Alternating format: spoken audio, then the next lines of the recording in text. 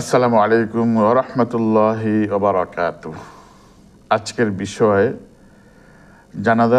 নামাজের পূর্বে জিজ্ঞেস করা যে মৃত ব্যক্তির কাছে কেউ কোনো পাওনাদার আছেন কিনা বা এই ব্যক্তি কারো থেকে ঋণ নিয়েছেন কিনা এই বিষয়ে এক ব্যক্তি জানতে চেয়েছেন যে মৃত ব্যক্তির জানাজা পড়ানোর পূর্বে ইমাম সাহেব জিজ্ঞেস করে থাকেন যে এই মৃত ব্যক্তির নিকট কেউ পাওনাদার আছেন কি, থাকলে বলুন, তাহলে এর ওয়ারিসগণ কিংবা এর সন্তানগণ যারা জীবিত রয়েছেন তারা পরিশোধ করে দেবে।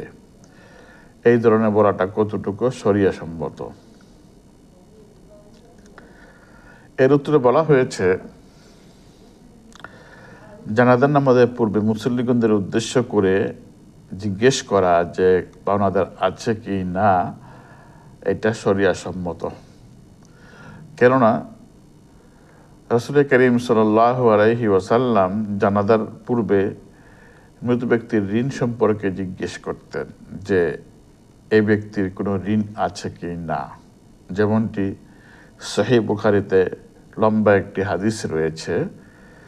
হাদিসটি বর্ণনা করেছেন সালমা ইবনুল আকওয়া রাদিয়াল্লাহু তাআলা আনহু। তিনি বলছেন, ক্বালা কুন্না জুলুসান ইনদান নবী সাল্লাল্লাহু আলাইহি ওয়াসাল্লাম ইদ উতিয়া বি জানাজাহ, যে আমরা আল্লাহ রাসূলের নিকট বসা ছিলাম, এমন সময়ে একটি জানাজা বা একটি লাশ আনা হলো।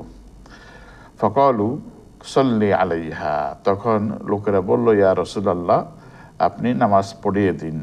ফাকালা হাল আলাইহি দাইন, আল্লাহ রাসূল বললেন যে এর উপরে কোনো ঋণ রয়েছে কিনা, কোনো পাওনাদার আছে কিনা এর। ক্বালু লা, যে এর কোনো ঋণী ব্যক্তি না, তার কোনো ঋণ নেই। ফাহাল তারাকা শাইআন, ক্বালু লা, সে কোনো জিনিস রেখে যান নাই।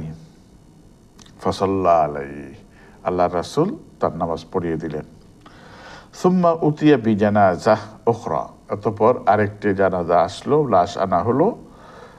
ফাকালু ইয়া রাসূলুল্লাহ সাল্লি আলাইহা, সাহাবাগণ বললেন, হে আল্লাহ রাসূল, নামাজ পড়িয়ে দিন। ক্বালা হাল আলাইহি দাইনুন, কিলা নাআম, তার কোনো ঋণ আছে কিনা, সে কোনো কর্জদার কিনা। তখন বলা হলো, হ্যাঁ, তার ঋণ রয়েছে। ক্বালা ফাহাল তারাকা শাইআন, ক্বালু সালাসা দানানির, ফাসাল্লা আলাইহা, বলল যে সে তিনটি দিনার রেখে গিয়েছেন। তখন আল্লাহ রাসূল সাল্লাল্লাহু আলাইহি ওয়াসাল্লাম নামাজ পড়িয়ে দিলেন। অর্থাৎ ওই 3 দিনার দিয়ে তার ঋণটা পরিশোধ করা হয়েছে, অতঃপর আল্লাহ রাসূল নামাজ পড়িয়ে দিয়েছেন।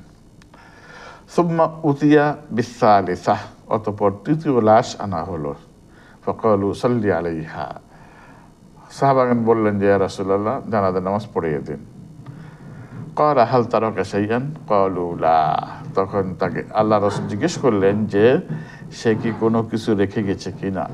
তখন সাহাবারা বললেন যে না, কোনো কিছু রেখে যান নাই।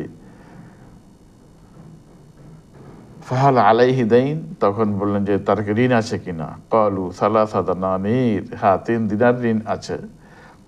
ক্বালা সাল্লু আলা সাহিবিকুম, তখন আল্লাহ রাসূল বলছেন যে আমি পড়াবো না, তোমরা জানাজা পড়িয়ে দাও।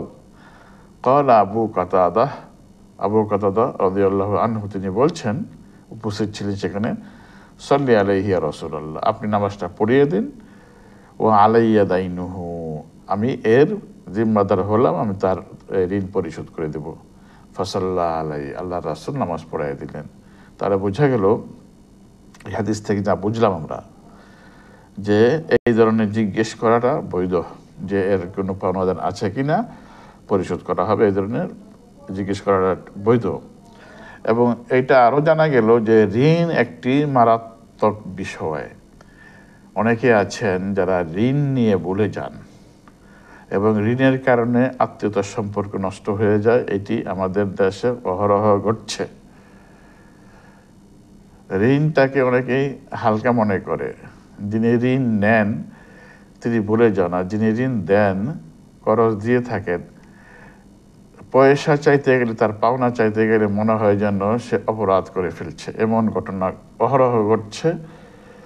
এবং পাওনা টাকা চাইবে, সে কেন চাচ্ছে, কি কাজে ব্যবহার করবে, তাকে কৈফিয়ত দিয়ে টাকা চাইতে হয়। এই জন্যই মানুষে এই ঋণ দেওয়া থেকে অনেকেই আগ্রহ হারিয়ে ফেলে, অথচ আল্লাহ রাব্বুল আলামিন কোরআনে ঋণ দেওয়া সম্পর্কে, হাদিসে ঋণ দেওয়া সম্পর্কে অনেক ফজিলত বর্ণনা করা হয়েছে। মানুষ সেই ফজিলত লাভ করতে চায়, কিন্তু ঋণ নিয়ে ভুলে যায়, পরিশোধ করে না, ফলে এই ঋণ দেওয়ার পথ বন্ধ হয়ে এখন সুদের দরজা খুলে গিয়েছে। বাধ্য হয়ে ঋণ পায় না, এখন সুদ আনে, যেটা মারাত্মক হারাম কাজ। আল্লাহ রাব্বুল আলামিন আমাদের সবাইকে ঋণ মুক্ত থাকা, ঋণ ঋণ যাতে সহজে না করা হয় এই চেষ্টা করা, এবং করলে ওয়াদা অনুযায়ী এটা পরিশোধ করা। আল্লাহ রাব্বুল আলামিন আমাদের সবাইকে হাদিসটি আমল করা তৌফিক দান করুন। আসসালামু আলাইকুম ওয়া রাহমাতুল্লাহি ওয়া বারাকাতুহু। আরও কোনো বিষয় জানার থাকলে কমেন্টসে আপনারা আমাদেরকে প্রশ্ন করবেন, উত্তর দেওয়ার চেষ্টা করবো ইনশাআল্লাহ। বিষয়টি শেয়ার করে অন্যদের জানার সুযোগ করে দিবেন, এই প্রত্যাশা রেখে শেষ করছি।